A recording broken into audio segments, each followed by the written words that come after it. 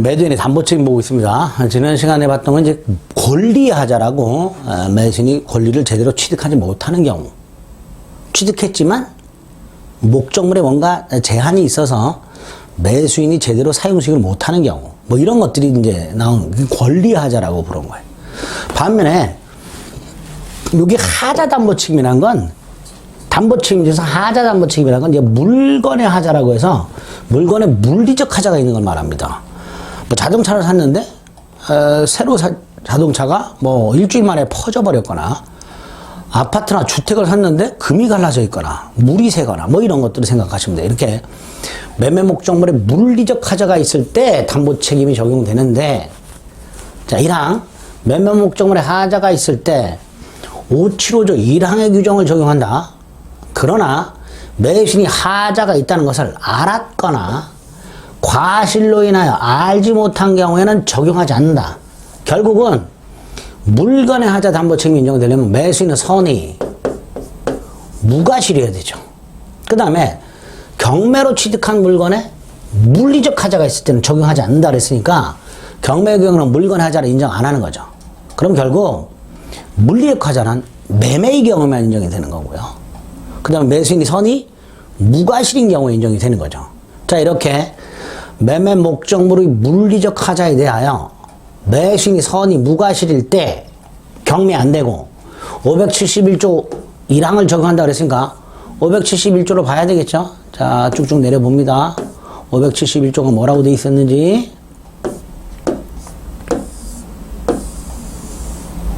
이렇겠죠. 해지할 수 있다. 그죠? 그 다음에 뭐도 할 수 있다. 손해배상 청구할 수 있다. 그 말은 목적을 달성할 수 없을 때, 그 하자로 인해 목적을 달성할 수 없을 때는 계약을 해지할 수 있고요. 그게 아니라면 손해배상만 청구할 수 있다. 이렇게 되는 거죠. 575조 1항. 자, 그 다음에, 그러니까 목적 달성할 수 없을 때, 그 하자로 인하여, 물리적 하자로 인하여 매수인이 목적을 달성할 수 없다. 그럼 매수인은 계약을 해지할 수 있고, 그게 아니라면 손해배상만 청구할 수 있다. 요렇게 되는 거죠. 요게 575조 1항이었죠. 그죠? 자, 요게 이제 물건의 하자고요. 그 다음에 이제 뭐 언제까지 행사라 이런 게 나오겠죠? 언제까지 행사라. 581조. 매매 목적물의 종류로 지정한 경우라고 되어 있는데, 종류란 건 불특정물을 말합니다. 그러니까 동종류 물건들이 여러 개가 있어요. 그 중에 하나를 딱 찍었어.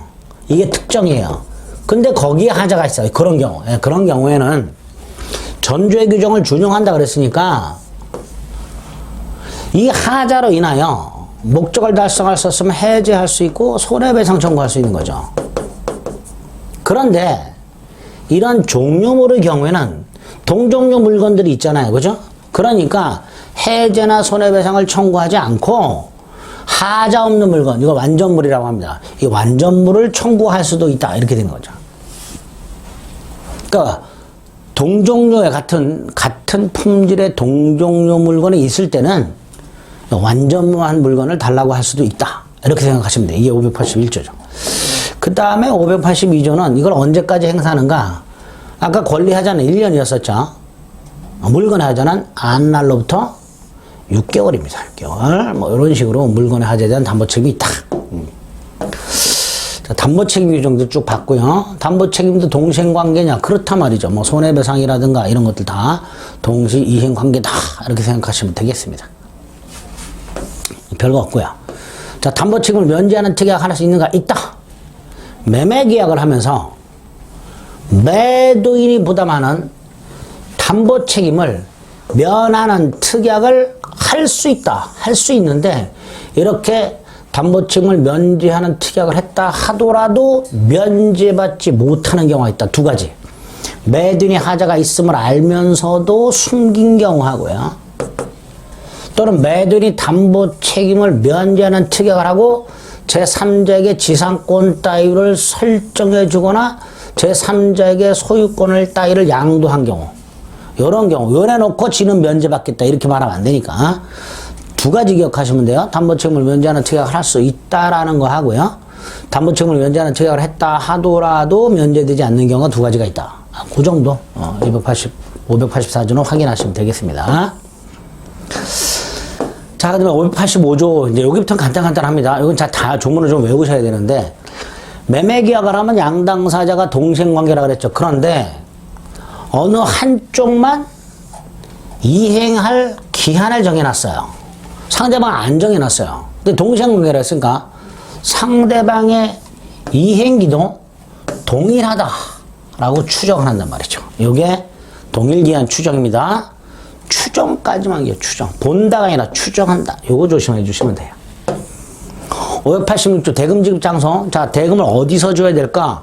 일단 첫째가 대금 지급 장소를 약속한 경우에는 그 약속 장소에서 지급하면 됩니다.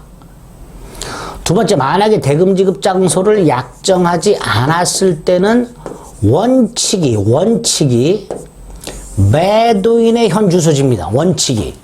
원칙이 매도인의 현 주소지예요. 다만 요게 예외가 되는 거예요. 원칙이 매도인의 현 주소지인데 예외. 목적물 인도와 동시에 대금을 지급하기로 했다. 요럴 때만 인도장소입니다. 인도와 동시에 대금을 지급하기로 했을 때. 그러니까 원칙이 인도장소가 아닙니다. 원칙은 매도인의 현 주소지라는 거 잊지 마시고. 587조 매매계약을 체결한 후에 발생한 과실이 있을 수 있죠. 이건 이제 예를 좀 생각해 보셔야 되는데, 예를 들어 각과 을이 2층짜리 주택을 매매하는 계약을 했어요. 이행기는 4월 10일입니다. 그런데 2층에 월세, 임차인이 있어요. 이 월세가 과실입니다. 100만 원이 있고요, 월세가. 매월 15일 날 지급하기로 발생을 합니다. 그러면 계약을 1월 10일 날 했고 소유권은 4월 10일 날 넘겨주기로 했는데 그 사이 계약 이후 1월 15일, 2월 15일, 3월 15일 발생하는 이 차임을 매도인이 수취하느냐 매수인이 수취하느냐의 문제입니다. 자, 여기서 원칙이 목적물 인도를 기준으로 인도 전에는 매도인이 인도 후에는 매수인이 수취하도록 하고 있습니다. 그러니까 매매계약을 한 후에도 목적물을 인도하지 않았어요. 인도하지 아니한 목적물이라고 되어 있잖아요. 등기 이전이 아닙니다. 열세 넘겨주는 거 말합니다. 인도하지 않은 목적물로부터 생긴 차임은 매도인에게 속한다 이렇죠.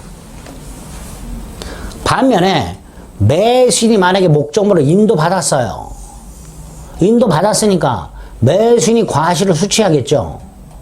그러니까 매수인은 과실을 수취하는 대신 인도받은 날부터 대금의 이자를 지급하도록 하고 있습니다. 물론 대금 지급 날짜가 따로 있으면 상관이 없고요. 어쨌든 인도 전 매도인, 인도 후 매수인. 다만 매수인이 인도는 받았지만 대금을 아직 안 줬다면 그 인도받은 날부터 대금의 이자를 지급하도록 이렇게 하고 있습니다. 조심하실 것은 우리 판례가 매매 목적물을 인도하기 전이에요. 그럼 매도인이 수취한다 그랬잖아요. 그런데 매수인이 대금을 전부 지급을 한 상태야. 매수인이. 이럴 때는 그 과실은 매수인에 속한다. 이런 판례가 있다라는 거 따로 판례를 기억해 두시면 되겠습니다. 자, 권리 주장자가 있는 경우 대금지급 거저권이라고 되는데 이건 별거 아니에요. 각과 을이요. 1월 10일 날 2층짜리 주택을 매매하는 계약을 했어요. 이행기는 4월 10일로 정했어요. 그런데 갑의 친구 병이 주택이 자기 거라고 주장을 하고 있어요. 즉 매매 목적물에 대해서 소유권을 주장하는 자가 따로 있어요. 자, 이럴 때 매수인은요, 갑은 자기 거라고 주장하고 있고 친구 병은 자기 거라고 주장하고 있으면 누구의 주장이 옳은 것인지를 밝혀낼 때까지는, 만약에 병의 주장이 사실이라면 뭐 목적물이 소유권은 갑으로 등기가 설령되어 있다 하더라도 뭐 가장 매수인도 있을 수 있으니까, 만약에 권리를 주장하는 자가 따로 있을 때 이 사람의 주장이 사실이라면 매수인은 나중에 소유권을 취득하지 못하는 경우가 생길 수 있잖아요. 즉 매수인이 권리를 잃을 염려가 있단 말이죠. 그러니까 매수인 입장에서는 누가 소유자인지 밝혀질 때까지는 나 돈을 못 주겠다, 이렇게 거절할 수 있는 거예요. 이걸 매수인의 대금지급 거절권이라고 합니다. 매매 목적물의 권리자가 아니라 권리를 주장하는 자가 있을 때 이 주장의 진위, 진짠지 가짠지가 밝혀지기 전까지는 나 돈 못 주겠다 라고 주장할 수 있습니다. 물론 매도인이 담보를 제공했어요. 담보를 제공해서 돈 내놔. 그럼 이때는 지급을 해야 됩니다. 또 하나, 매도인은 매수인한테 그렇게 불안하면 대금을 공탁하라, 공탁소에 이렇게 청구할 수도 있습니다. 어쨌든 권리 주장자가 있을 때 매수인이 대금 지급을 거절할 수 있다는 거, 거기에 대해서 매도인은 두 가지 수단이 있다는 거 확인하시면 되고요.